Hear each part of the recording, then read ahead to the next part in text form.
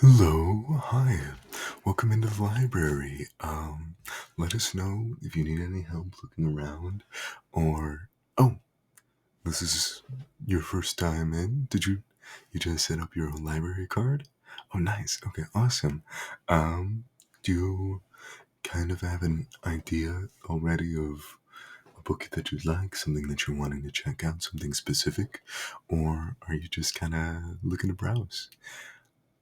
More so looking to browse? Okay, definitely. Well, feel free to look around if you'd like, but also feel free, if you have any questions at all. That's why they pay us the big bucks to be librarians.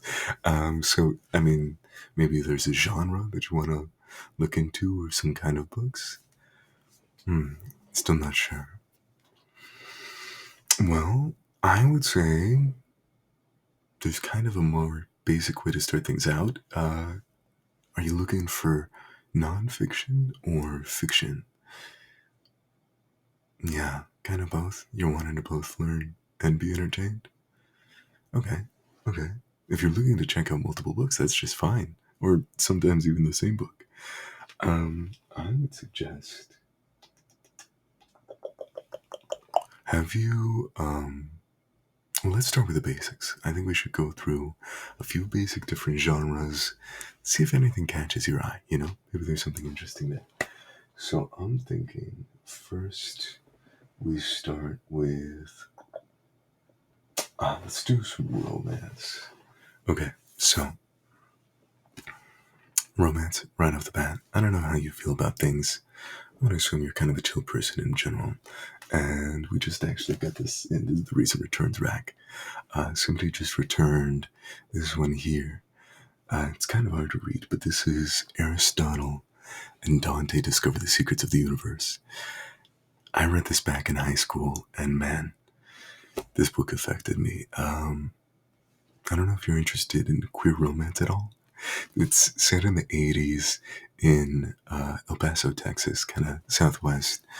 Um, and it's about two young boys and their friendship, as well as coming to terms with themselves. It's very much coming of age, and also, queer romance, coming to terms with their love for each other. I don't know. And I think that the author, Benjamin Alita Signs, he does a fantastic job of conveying the confusion of youth and, you know, struggles in expressing yourself, friendship, all of that. I would say in a very similar vein, not queer though. Uh, this book here, Never Let Me Go, also fantastic. Very heartbreaking. I don't want to get too deep in and spoil anything, but if you're just maybe looking for that, maybe? Okay. Yeah, definitely if you still want to look. Were you maybe interested in maybe something like one of the classics or something like that? Not really. Okay, that's fair. Yeah, no, that's totally fair. Okay, in that case, what about maybe some like action or adventure? Yeah. Okay, definitely. Are you interested in science fiction or fantasy at all? Maybe? I don't know if that might be something that you're interested in. We've got some really great stories. Okay, so if you're interested in sci fi at all,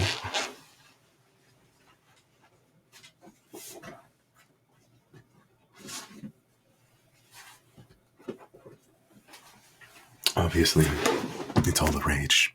I would not stop you from just reading some Dune. Look at that handsome face right there. I'm talking about Baron Harkonnen, of course. Haha, got him.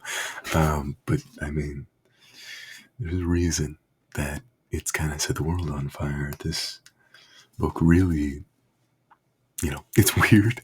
They do kind of streamline a lot of things for the movie, but if you just want like some sci-fi and it's a hot topic, you can probably talk to all your friends about it. That might be really cool too. Yeah. Okay, here's what I'll say. It's not super long. It's pretty long. It's more so. Okay, this might be considered sacrilege. I personally think that Frank Herbert has some really fantastic sci-fi concepts, and that's kind of what's carried through to the movie. But in terms of his actual writing, not my favorite. He's not setting the world on fire. He's solid. He's not a bad writer by any means, but not one of my favorites. Yeah, we can. I'll just set this off to the side for you if you want. Yeah, you want to put that in your pile? Okay. And then another idea I had was you want a little more of some political science fiction. The Mars trilogy, the Red Mars trilogy, by Kim Stanley Robinson. This guy really does a fantastic job of also bringing some incredible sci-fi elements. It's more so, I would say,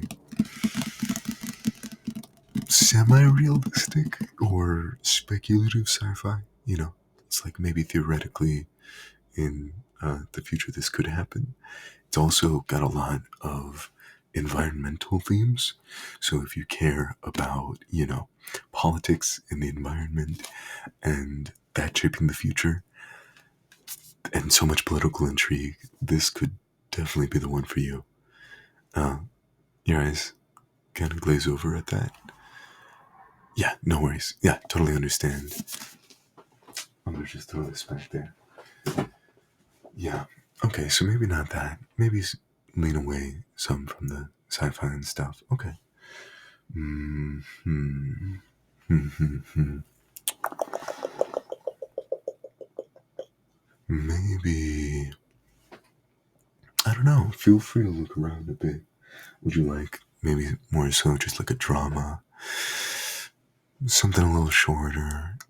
I would still say considered a classic, but a little more recent.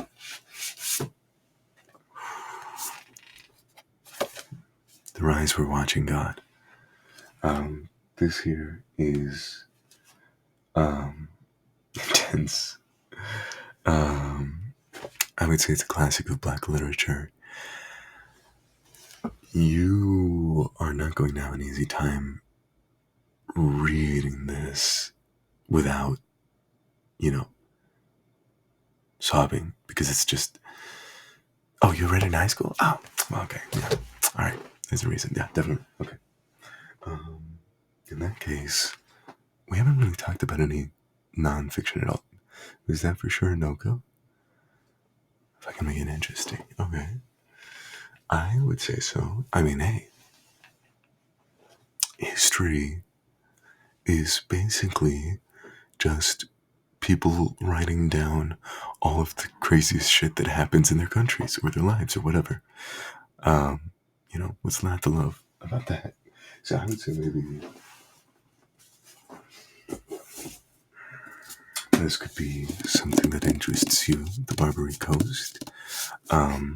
So this covers exactly like it says, Algeria under the Turks. That's, you know where Algeria is, Northern Africa.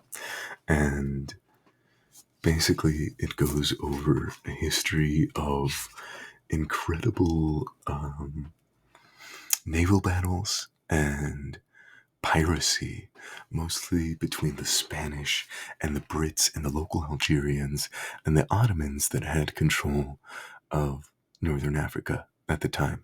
And this is like in the early 17th century, maybe a little bit into the 18th century, so kind of the 1600s into the 1700s somewhat.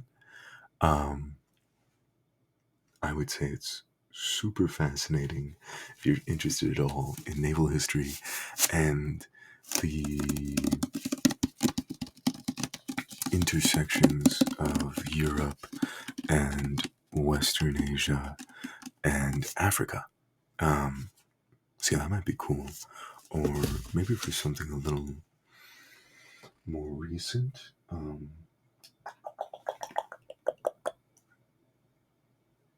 How do you feel about Che Guevara? I know he's kind of, not for everybody. But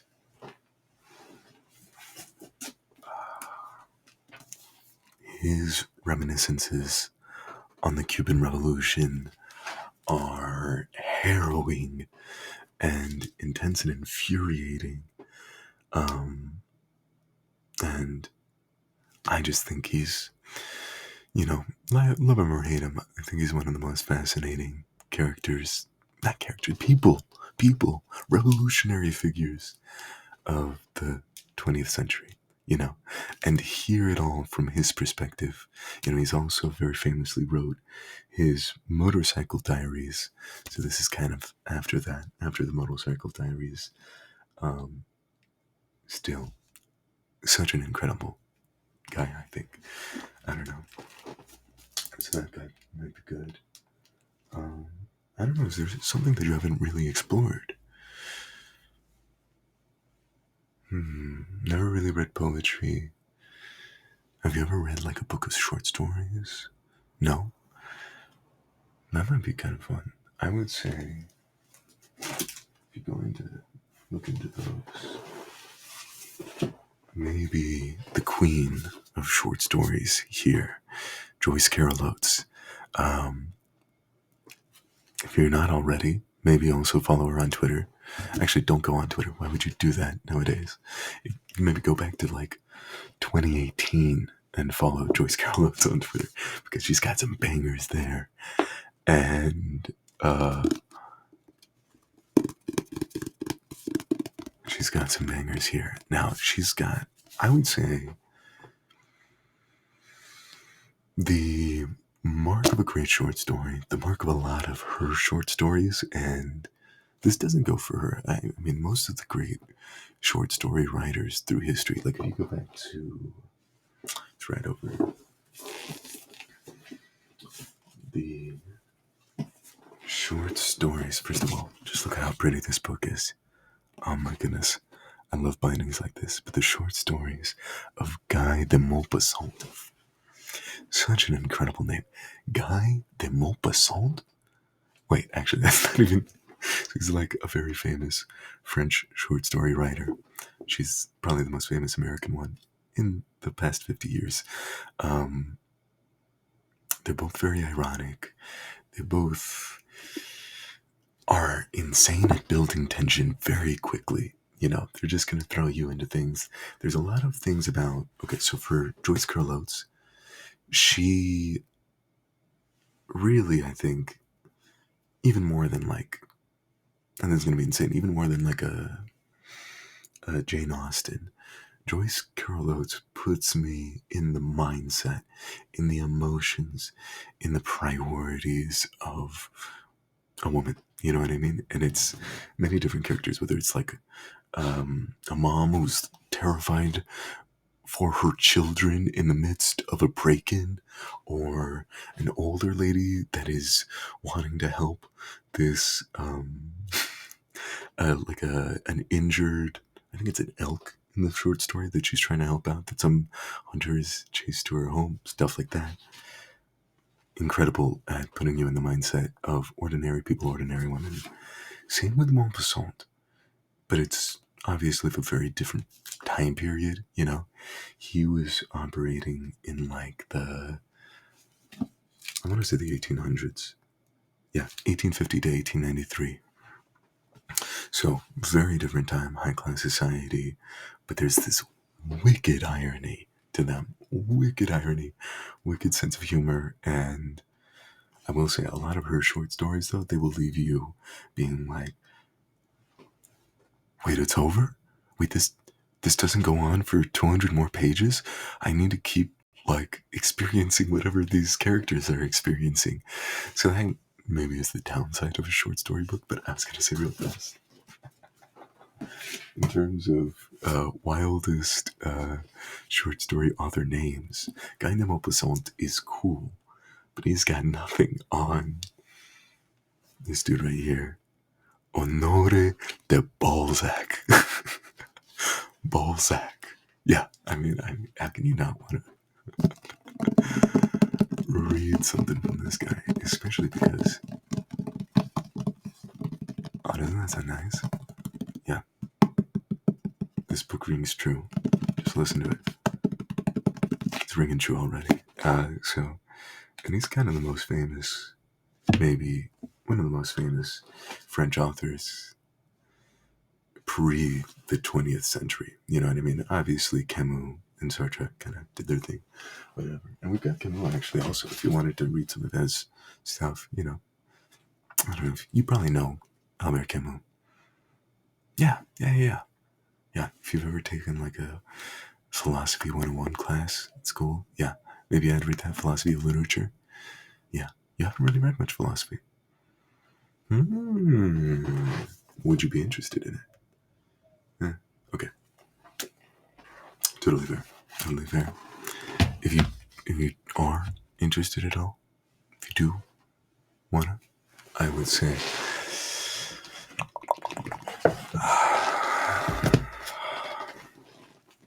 this guy right here. For political philosophy, I don't know who I would turn to before him, but yeah, Frantz Fanon is, he will make you infuriated and make you want to rise up and also make you just want to talk and share love with everyone around you. You know what I mean? It's he's truly incredible for political philosophy. Now, obviously, there's a lot more than that. I would say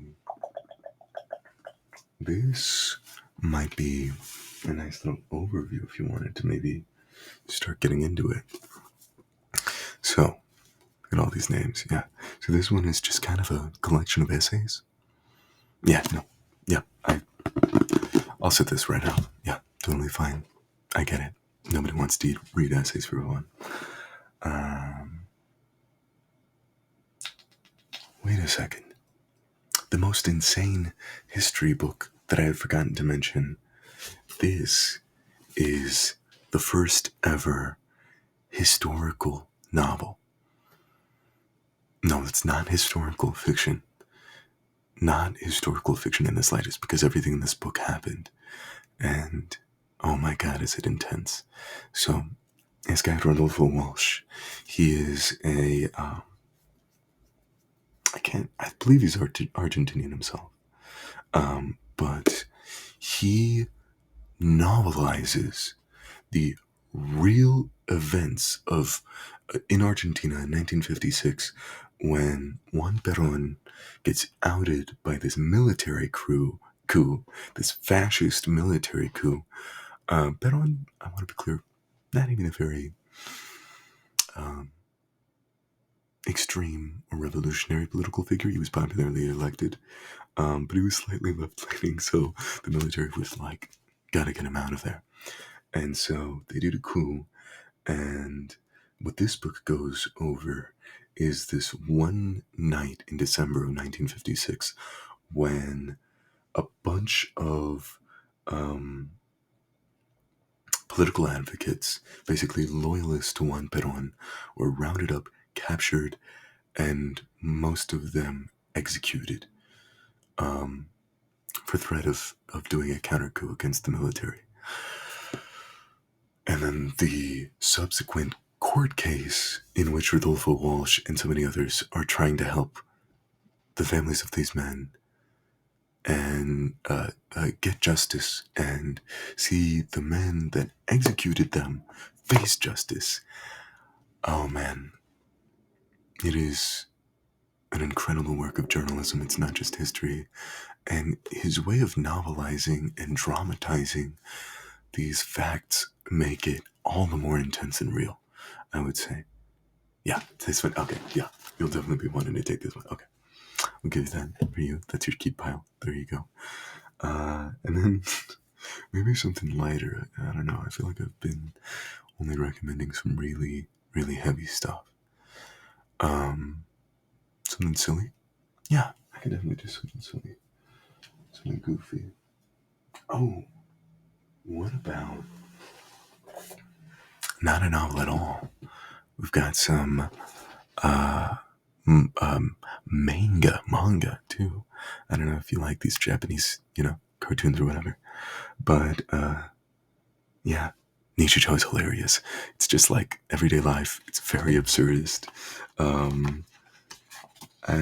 Yeah, it's hilarious. the art, is so intense. God, is that? Yeah, no, it's very silly. I don't know, this could be something fun. I would also say, have you ever read Terry Pratchett? Oh, man, okay. Let me show you this guy. Okay, so he is so good at combining humor and fantasy, basically. You might have heard of Good Omens. Yeah, that it's the TV show on Amazon Prime with the angel and the devil. Yes, you've read it. Okay, the gay angel and demon. Yes. Okay, so that was Terry Pratchett and Neil Gaiman working together, and I love Neil Gaiman too. Yeah, Neil Gaiman's fantastic. To kind of make that story, Terry Pratchett, has this kind of fantasy world called Discworld, and it is set like this flat world in space, stacked on the backs of four elephants that are each like riding on a giant turtle, like on the same giant turtle. To be clear, it's four elephants in the Discworld, and it's so silly, and I don't know, he's really fun. Um, This is the first book, actually. The Color of Magic is the first book in the Discworld series. So, if this is where you want to start off, although to be clear, it's kind of an anthology. Each one is basically its own separate book. There's no real overarching grand, gotta defeat the evil demon king or whatever. But yeah, this one's about a very silly wizard named Two Flower, and I don't know, there's just something so silly, so light about Terry Pratchett's writing style. Um, he makes me guffaw. It's a great word, right? Guffaw. Yeah, nothing else, very few things else make me guffaw like he does. So I would say, I've got quite a few of these Terry Pratchett novels. They're pretty thin, so if you want to check those out, maybe. And then I heard you mention poetry earlier. Were you wanting to read, kind of get into some poetry? Yeah, definitely. Okay, so I feel like you can't go with the classics. You can't go wrong with the classics, right? You definitely can go with the classics, but you can't go wrong with the classics. My girl Emily Dickinson, if you want some longing, some yearning, some really beautiful prose, like why not go with her? Or my Irish King. I don't know where I said it. I think somebody just returned it recently. Actually, here it is. W.B. Yeats, Irish revolutionary, nationalist. His poems, especially as he goes on, start to be influenced. Start to be influenced very much so by Gaelic folklore, and I will say he was. If you read into his personal life, he was a little bit of a weirdo. I don't want to say an incel, but he was like obsessed with this one lady who was a leader in the Irish Revolution. I forget her name; it's not coming to mind. But she supported him. She supported this man. Basically, was his patron, let him live in her house and whatnot. And he was obsessed with her. Kept trying to marry her. She kept being like, "No, I'm not interested, bro. You're not my type." This is, by the way, you know.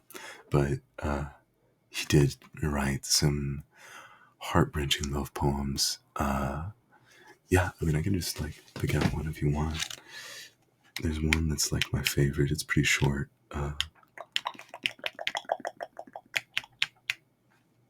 I'll just look through the.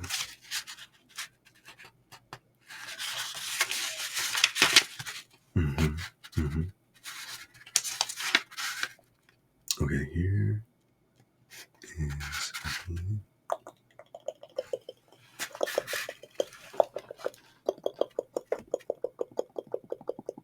Is it on there? Well, else one cool? So the first one.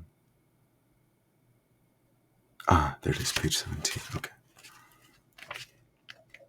Don't get me, it's been a while since I read this compilation.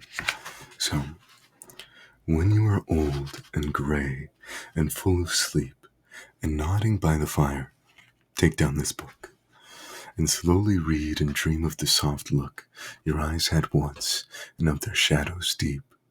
How many loved your moments of glad grace and loved your beauty with love false or true. But one man loved the pilgrim's soul in you and loved the sorrows of your changing face, and bending down beside the glowing bars, murmur a little sadly how love fled and paced upon the mountains overhead and hid his face amid a crowd of stars. I just think about that line always. Love the sorrows of your changing face. It's like, damn, I need someone to love the sorrows of my changing face. Please. Someone, So yeah, that might be kind of fun.